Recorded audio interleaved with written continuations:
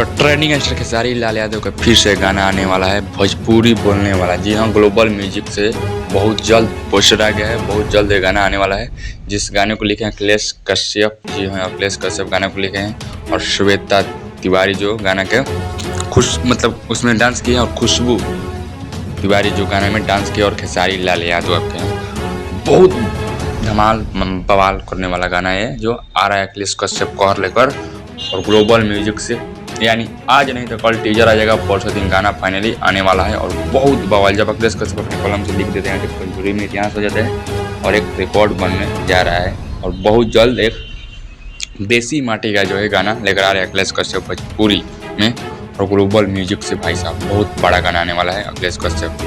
खुशबू तिवारी गाई है और श्वेता मिश्रा जो है उसमें डांस की है, और आपके खेसारी लाल यादव। जी हाँ, आप लोग इंतजार हुआ खत्म, और आज नहीं तो कल आ रहा है उसका टीजर, और कल गाना भी आ सकता है और परसों भी आ सकता है। तो अपडेट के लेकर।